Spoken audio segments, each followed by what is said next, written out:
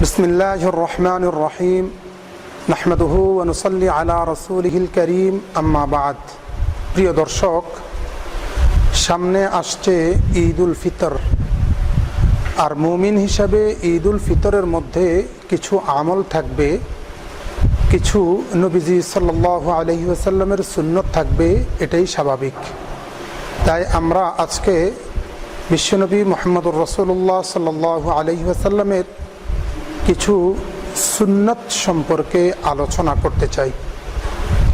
মহান আল্লাহ পাক রব্বুল ইজ্জত সূরা আলে ইমরানের ৩১ নং আয়াতে কারিমার মধ্যে বলেছেন, কুল ইন কুনতুম তুহিব্বুনাল্লাহ ফাত্তাবিউনি ইউহিব্বুকুমুল্লাহ ইয়াগফির লাকুম যুনুবাকুম আল্লাহু গফুরুর রহিম। নবী হে, আপনি আপনার উম্মতদেরকে বলে দিন, তোমরা যদি আল্লাহকে ভালোবাসতে চাও তাহলে আমার অনুসরণ করো, এবং আমার অনুসরণ করলেই আল্লাহ তাআলাকে ভালোবাসা হয়ে যাবে। আর আল্লাহকে যে ভালোবাসবে, আল্লাহ পাক রব্বুল ইজ্জত তাকেও ভালোবাসবেন এবং তার জীবনের গুনাহ খাতা মাফ করে দিবেন। আমার অনুসরণ করো এর অর্থ হলো আমার সুন্নতের অনুসরণ করো। আর যেই ব্যক্তি নবীজির সুন্নতের অনুসরণ করবে তার বিনিময়ে রয়েছে গুনাহ মাফ, আল্লাহ তাআলার ভালোবাসা এবং জান্নাত। এ সম্পর্কে আল্লাহ পাক রব্বুল ইজ্জত সূরা নিসা এর ৬৯ নং আয়াতে কারিমার মধ্যে বলছেন, ওয়ামান ইউতিইল্লাহ ওয়ার রাসূল ফাউলাইকা মাআল্লাযীনা আন'আমাল্লাহু আলাইহিম মিনান নাবিয়্যিন ওয়াস-সিদ্দীকিন ওয়াশ-শুহাদাই ওয়াস-সালিহিন। নিশ্চয় যারা আল্লাহ এবং তার রাসূলের অনুসরণ করবে তারা কাল কিয়ামত দিবসে নবীদের সাথে থাকবে, সিদ্দিকদের সাথে থাকবে এবং শহীদদের সাথে থাকবে, এবং তারা থাকবে সালিহিন তথা নেক মানুষদের সাথে।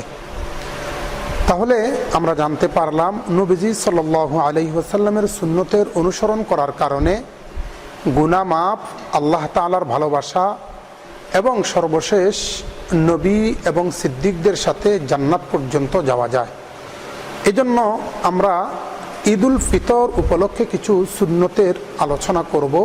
তার মধ্যে প্রথম কাজটি হলো ঈদের দিন খুব ভোরে ঘুম থেকে ওঠার চেষ্টা করা, তাড়াতাড়ি ঘুম থেকে ওঠা। হযরত আব্দুল্লাহ ইবনে ওমর রাদিয়াল্লাহু তাআলা আনহু সুনানুল বাইহাকি আল কুবরা হাদিস গ্রন্থের 5920 নম্বর হাদিসের মধ্যে বলেন, আন্নাহু কানা ইয়াগতাসিলু ইয়াউমাল ফিত্রি ক্বাবলা আন ইয়াগদু। খুব তাড়াতাড়ি আল্লাহর হাবিব সাল্লাল্লাহু আলাইহি ওয়াসাল্লাম ঘুম থেকে উঠতেন গোসল করার জন্য। ২ নম্বর কাজ হলো মেসওয়াক করা। এক্ষেত্রে আমাদের জানার বিষয় হলো মেসওয়াক করা এটা হচ্ছে নবীজির আসল সুন্নত, দাঁত পরিষ্কার পরিচ্ছন্ন করার ক্ষেত্রে। তবে কোনো ব্যক্তি যদি ব্রাশ করে তাহলে সেই ব্যক্তি পরিষ্কার পরিচ্ছন্নতার সুন্নত আদায় করবে ঠিক, কিন্তু নবীজির একটা সুন্নত মেসওয়াক করা, সেই সুন্নতটি আদায় হবে না। নাম্বার ৩, গোসল করা। হযরত আব্দুল্লাহ ইবনে আব্বাস রাদিয়াল্লাহু তাআলা আনহু একটা হাদিস নকল করেছেন, সুনানুল বাইহাকি আল কুবরা 5919 নং হাদিস।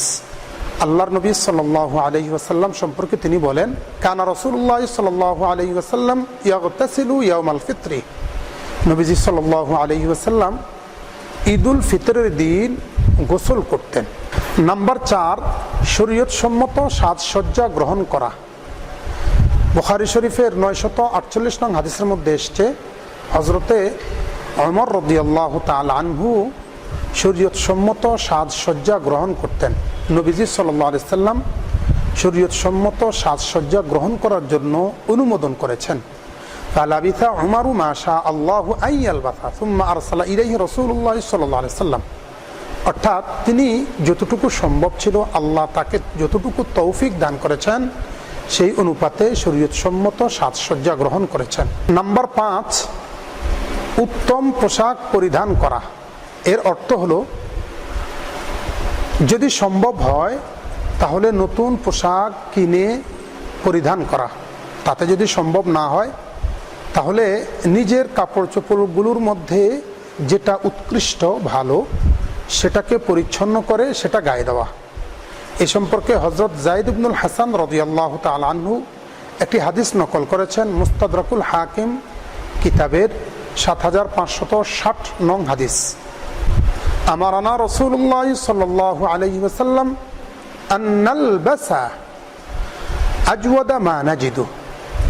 তিনি বলছেন রাসূলুল্লাহ সাল্লাল্লাহু আলাইহি ওয়াসাল্লাম আমাদেরকে আদেশ করেছেন ঈদের সময় যেন উত্তম পোশাক আমরা পরিধান করি। তাহলে উত্তম পোশাক পরিধান করাটাও সুন্নত। নাম্বার ৬, সুগন্ধি ব্যবহার করা, আতর ব্যবহার করা। বিষয়টি আমরা খেয়াল করব। এখন এক জাতীয় সেন্ট পাওয়া যায় যেটার মধ্যে অ্যালকোহল রয়েছে। স্বাভাবিকভাবে অ্যালকোহল সুস্বাস্থ্যসম্মত নয়, স্বাস্থ্যের জন্য ক্ষতিকর। তাছাড়া অ্যালকোহল জাতীয় কোনো কিছু ব্যবহার করার কারণে অনেকের সমস্যা হয়, অ্যাজমা রোগীদের সমস্যা হয়। এই দৃষ্টিকোণ থেকে সেন্ট ব্যবহার না করা, বরং আতর ব্যবহার করা। হযরত রাসূল আকরাম সাল্লাল্লাহু আলাইহি ওয়াসাল্লাম থেকে যায়েদ ইবনুল হাসান রাদিয়াল্লাহু তাআলা আনহু একই হাদিস, মুস্তাদরাকুল হাকিমের ৭৫৬০ নং হাদিস। তিনি বলছেন আন্না তাতায়্যাবা বিআজওয়াদা মা নাজিদু। রাসূল আকরাম সাল্লাল্লাহু আলাইহি ওয়াসাল্লাম আমাদেরকে বলেছেন আমরা যেন আমাদের সাধ্য অনুযায়ী সর্বোৎকৃষ্ট সুগন্ধি ব্যবহার করি ঈদের দিন। অতএব এটাও সুন্নত। নাম্বার ৭, ঈদুল ফিতরের দিন ঈদগাহে যাওয়ার পূর্বে খেজুর খাওয়া এবং সেটা বেজোড় সংখ্যক খাওয়া। ৩টা, ৫টা, ৭টা, ৯টা। বুখারী শরীফের ৯৫৩ নং হাদিস হযরত আনাস রাদিয়াল্লাহু তাআলা আনহু নকল করেছেন কানা রাসূলুল্লাহ সাল্লাল্লাহু আলাইহি ওয়াসাল্লাম লা ইয়াগদু ইয়াউমাল ফিত্রি হাত্তা ইয়াকুলা তামারাত। আল্লাহর হাবিব সাল্লাল্লাহু আলাইহি ওয়াসাল্লাম ঈদগাহে বের হতেন না যতক্ষণ পর্যন্ত খেজুর না খেতেন, খেজুর খেয়ে তবেই বের হতেন। নাম্বার ৮, ঈদগাহে সকাল সকাল বের হওয়া, একটু তাড়াতাড়ি ঈদগাহে যাওয়া, এটাও সুন্নত। নাম্বার ৯, ঈদগাহে যাওয়ার পূর্বে সাদকাতুল ফিতির আদায় করা। বুখারী শরীফের ১৫০৩ নং হাদিসের মধ্যে এসছে ওয়া আমারা বিহা আন তুআদ্দা ক্বাবলা খুরুজিন নাসি ইলা সালাহ। রাসূল আকরাম সাল্লাল্লাহু আলাইহি ওয়াসাল্লাম মানুষদেরকে আদেশ করেছেন ঈদগাহে যাওয়ার পূর্বে যেন সাদকাতুল ফিতির আদায় করা হয়। অতএব সাদকাতুল ফিতির ঈদগাহে যাওয়ার পূর্বে আদায় করা সুন্নত।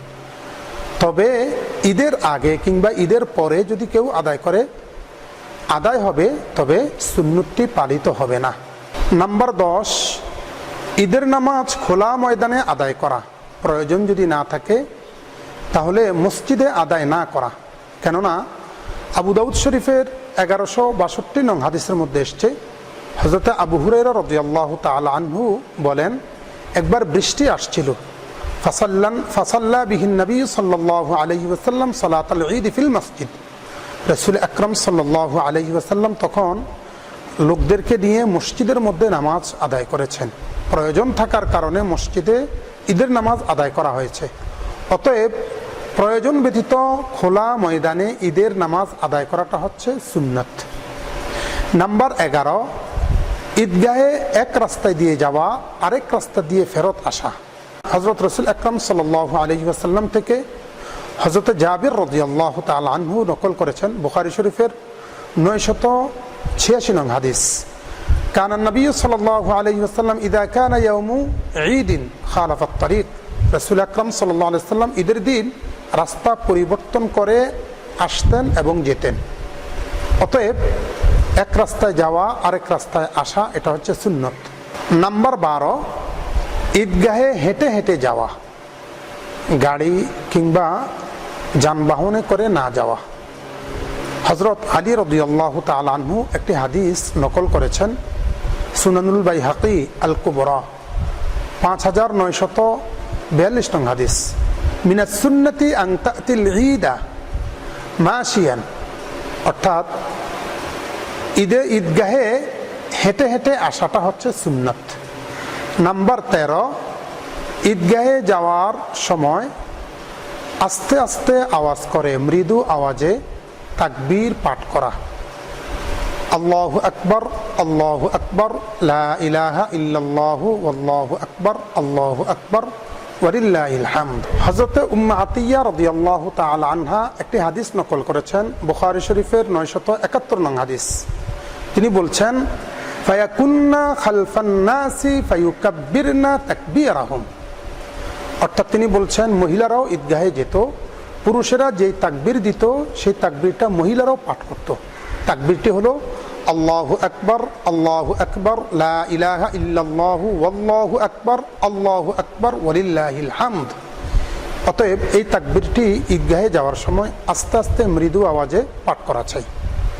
এছাড়াও আরও কিছু মুস্তাহাব কাজ আছে, যেমন ঈদগাহে যাওয়ার পরে কিংবা আগে কবরস্থানে গিয়ে একটু জিয়ারত করা।